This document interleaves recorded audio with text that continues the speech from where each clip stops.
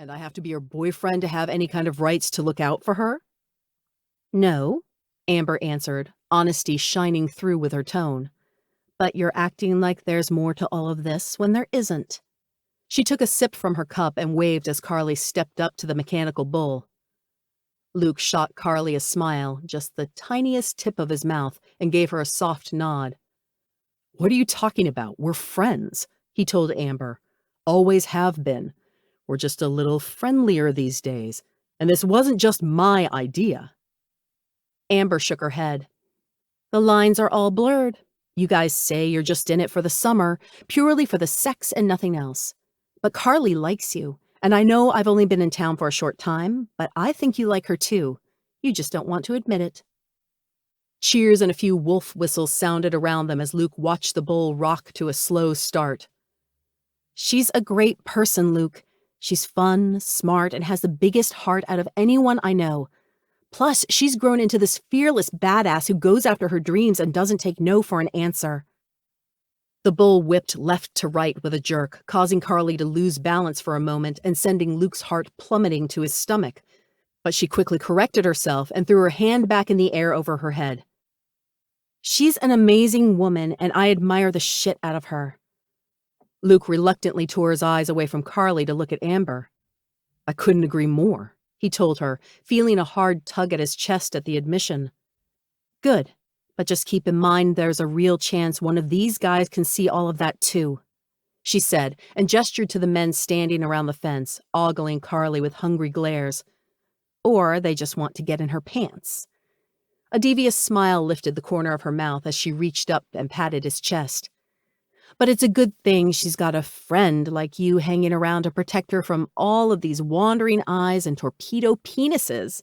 She shrugged. At least for the summer, right? So keep up the good work. Luke stared dumbfounded at Amber, letting her words sink in and trying his damnedest to process all of it. He knew this thing with Carly was temporary, but in all their time tangled up together, he had never even thought about what would happen when they stopped being tangled up. Unease crept beneath his surface at the thought of her with another man, of men taking her out on dates, making her laugh, making her smile, protecting her when her stubborn determination gets her into trouble, kissing that smart, luscious mouth, loving her body, loving all of her. Whoops and whistles abruptly erupted from around the fence line, pulling him out of his thoughts, and he quickly turned to see Carly holding onto the bull with both hands as the entire thing jerked like crazy, making those soft curves he loved bounce inappropriately from the unnatural movement. Anger quickly tunneled his vision, and a rumble grew deep within his chest, swirling like a hurricane building in the ocean. His muscles bunched and flexed, and without a word to Amber, Luke stormed over to the operator's stand and pushed his way through the throng of people gathered by the fence. Turn it off, he growled. The man laughed, keeping his eyes straight ahead, and brushed Luke off.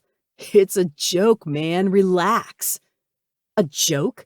Was he serious? Balling his fist in the man's shirt collar, Luke jerked hard and spun the guy toward him. I said turn it off, now! Releasing the lever and smacking the buttons, the man threw his hands up and stepped away from the controls. Jeez, okay, chill. He shoved past the operator as he stalked up to the ring with a chorus of boos and lewd comments from the disgruntled crowd. His boots sank with each step on the inflatable as the bull rocked to a stop, and he held out his hand to Carly. Come on. I had no idea that was going to happen, she said, breathing nervously as her eyes darted around at the growing amount of sudden onlookers. Get off the bull, he demanded through his gritted teeth. Luke, calm down, she whispered harshly.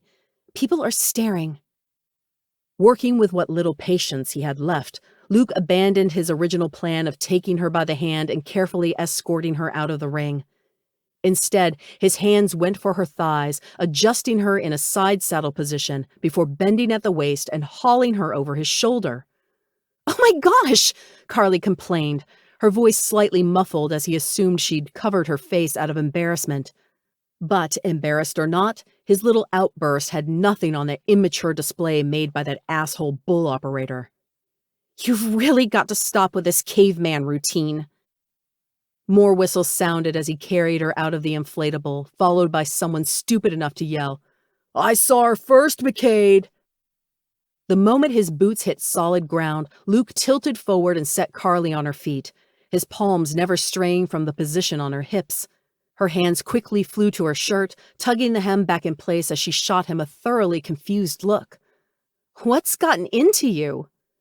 Curling his fingers around the back of her neck, Luke hauled Carly's body to his and said, "You," before branding her with a soul-shattering kiss.